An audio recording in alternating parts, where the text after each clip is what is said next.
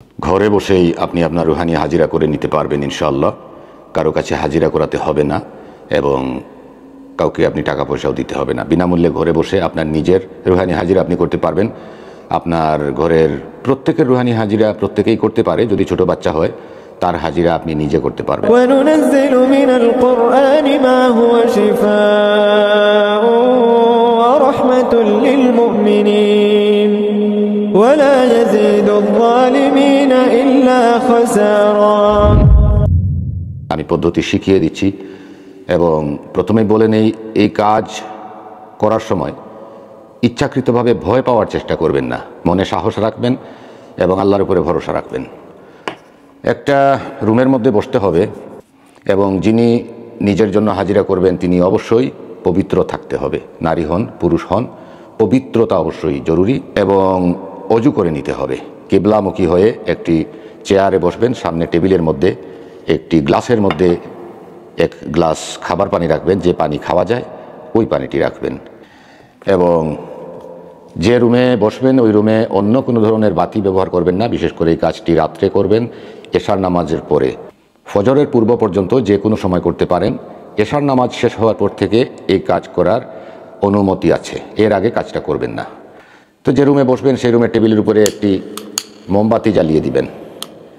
টেবিলে এরকম সামনে একটি মোমবাতি জ্বালিয়ে দিবেন আপনার টেবিলে এবং ইনশাআল্লাহ এই গ্লাসটা সামনে রাখবেন এবং খুব খেয়াল করে শুনবেন যে পদ্ধতি তো আপনি করবেন, কিন্তু এর যে আলামত, আপনার উপরে জিনের সমস্যা আছে নাকি জাদুর সমস্যা আছে নাকি আপনি কোনো চালান জিনের দ্বারা আক্রান্ত, এটা বুঝতে হলে আপনি কিন্তু একটু ডিপলি সেটা অনুভব করতে হবে।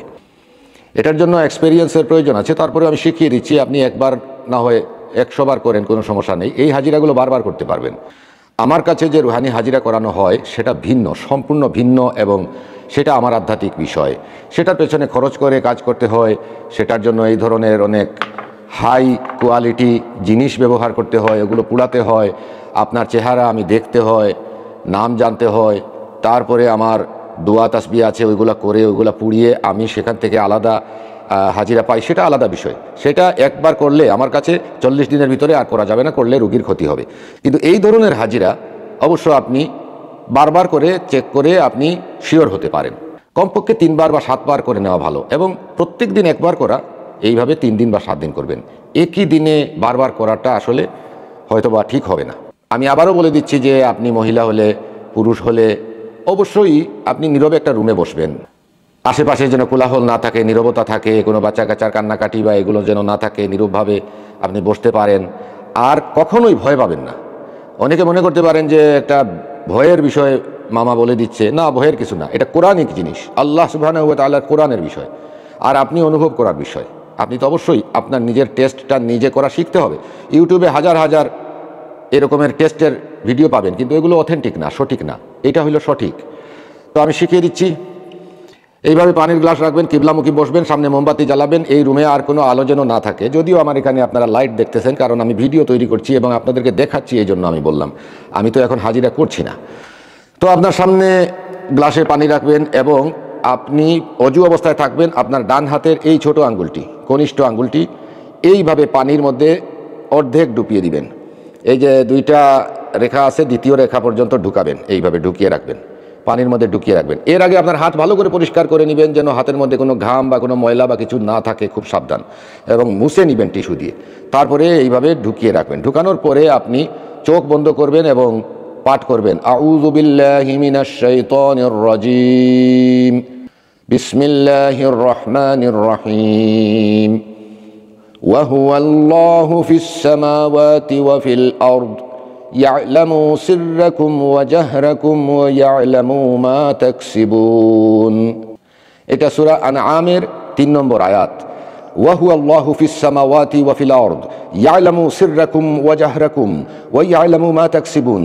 ওয়া হুয়াল্লাহু ফিস সামাওয়াতি ওয়া ফিল আরদ ইয়ালামু সিররাকুম ওয়া জাহরাকুম ওয়া ইয়ালামু মা তাকসিবুন। চোখ বন্ধ করে 7 বার পড়বেন।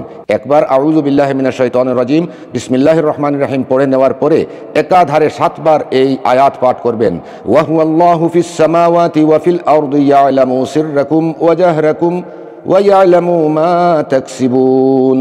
এই এতটুকু পড়বেন। এরপরে আপনি অনুভব করা শুরু করবেন।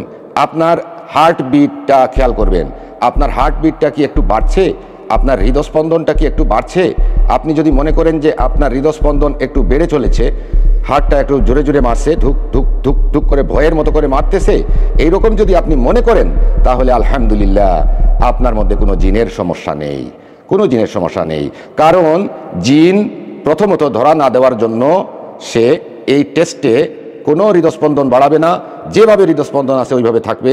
ধরেন আপনার হার্ট রেটটা আপনি প্রথমে মেপে নিলেন কোনো ডিভাইস দিয়ে, আপনার হার্ট রেটটা ছিল হয়তো 75, আপনি এই কাজ করার পরে হার্ট রেটটা সাথে সাথে মাপবেন, মেপে দেখবেন যে ওইটা 76, 77, 78, 80 বা 100 পর্যন্ত চলে যাচ্ছে কিনা। যদি চলে যায় তাহলে আপনি খেয়াল করবেন যে আপনার মধ্যে কোনো জিনের সমস্যা নেই।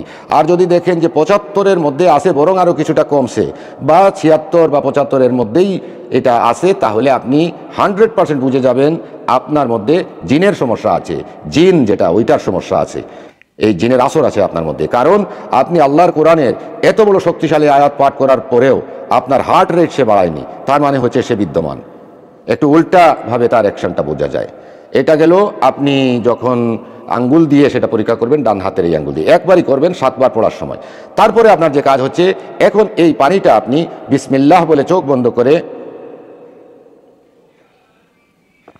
এইভাবে মুখে নিয়ে টেস্ট অনুভব করবেন, কিছুক্ষণ মুখে রাখবেন। টেস্টগুলোর মধ্যে আপনি কি কি বুঝতে পারেন আমি বলি।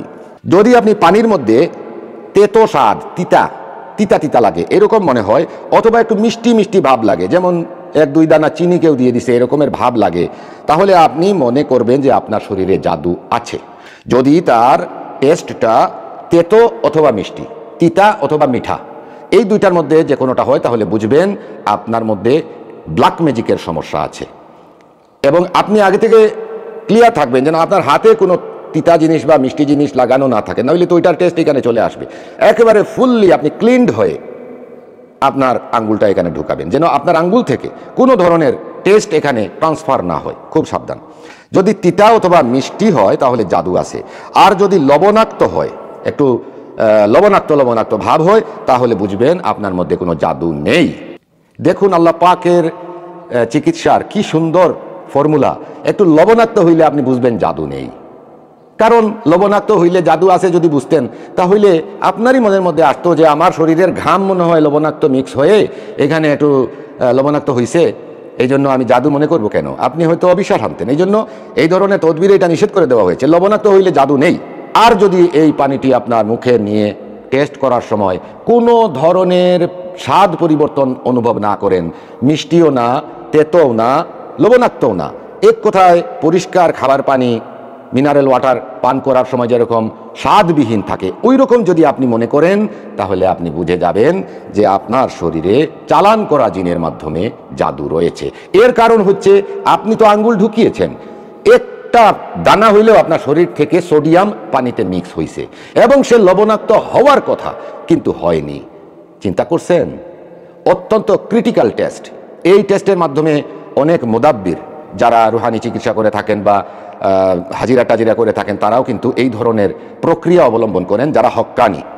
আর যারা ভণ্ড তারা তো চোখ বন্ধ করে আপনাকে না দেখেই বলে দিবে জাদু আছে, জিন আছে, বান আছে, চালান আছে, এই আছে, সেই আছে, তোমার শাশুড়ি করছে, শ্বশুর করছে, বউ করছে, জামাই করছে, বলে না? মিথ্যুক বাটপার। ওদের কথা শুনবেন না, নিজে নিজে হাজিরা করে একবারের জায়গায় 3 বার বা 7 বার করে করে পরীক্ষা করুন। ইনশাল্লাহ এটা 100% একটা বিনামূল্যের রুহানি হাজিরা টেস্ট আপনার ঘরে করবেন। আর বলে দিচ্ছি, ছোট বাচ্চা যদি হয় কিভাবে করবেন, সে যখন ঘুমাবে তখন সেটা করে নেবেন। তখন তো আপনি আর সেই সন্দেহ থাকলো না যে সে তো বাচ্চা মানুষ, ভয় পাইছে বা পায় নাই। সে ঘুমিয়ে গেলে আপনি এই কাজ করে নেবেন। এই তদবির ঘুমন্ত অবস্থায় করা যায়। ছোট বাচ্চা যদি ঘুমে থাকে, তার ডান হাতের আঙ্গুল একটু পরিষ্কার করে টিস্যু দিয়ে পরিষ্কার করে পানির গ্লাসে কোনো মতে ঢুকিয়ে আপনি পড়া শুরু করবেন, এবং তখন তার বুকে হাত দিয়ে দেখবেন তার হার্ট রেট বাড়ছে নাকি সেম আছে। যদি স্ট্যাটোস্কোপ থাকে তাহলে ওইটা লাগিয়েও রাখবেন কানে, ডাক্তারের মতো দেখবেন। এগুলো প্র্যাকটিক্যাল জিনিস। কোরআনের চিকিৎসা যেটা, এগুলো সবই হচ্ছে অত্যন্ত অথেন্টিক এবং বাস্তবসম্মত, সায়েন্টিফিক। ইনশাল্লাহ সায়েন্টিফিক বলার সাথে সাথে আমার মনে একটা দুঃখ আসলো, কারণ সায়েন্টিফিক তাফসির, কোরআনের সায়েন্টিফিক তাফসির করতেন একজন বুজুর্গ ব্যক্তি যার নাম ছিল জাকারিয়া কামাল। তিনি লেফটেন্যান্ট কর্নেল ছিলেন। ওনার অনেক ভিডিও আছে ইউটিউবে, আমি প্রায়ই ওনার ভিডিও দেখতাম, ভালো লাগতো। আমি জানি না উনি যে ইন্তেকাল করেছেন এই গত 2 মাস আগে, জুন পর্যন্ত উনি ভিডিও করেছেন। আমি ওই দিন যখন শুনলাম যে উনি ইন্তেকাল করেছেন, ওনার ভাইয়ের মাধ্যমে জানতে পারলাম। আমি অত্যন্ত মর্মাহত হয়েছি এবং দোয়া করছি মরহুম জাকারিয়া কামাল সাহেবের আত্মার মাগফিরাত যেন আল্লাহ পাক করে দেন, তাকে যেন জান্নাতের উঁচু মাকাম দান করেন। এবং উনার সায়েন্টিফিক তাফসিরগুলো পড়বেন, অত্যন্ত সুন্দরভাবে নিখুঁতভাবে তিনি সায়েন্টিফিক তাফসির উনি কিন্তু ওইগুলো করছে। এগুলো বোঝার মতো জিনিস আপনারা বুঝতে পারবেন। আপনারা ইউটিউবে সার্চ দিবেন জাকারিয়া কামাল সায়েন্টিফিক তাফসির, ইনশাল্লাহ পেয়ে যাবেন। আমি দোয়া করি উনার জন্য, আমার জন্য আপনারা দোয়া করবেন।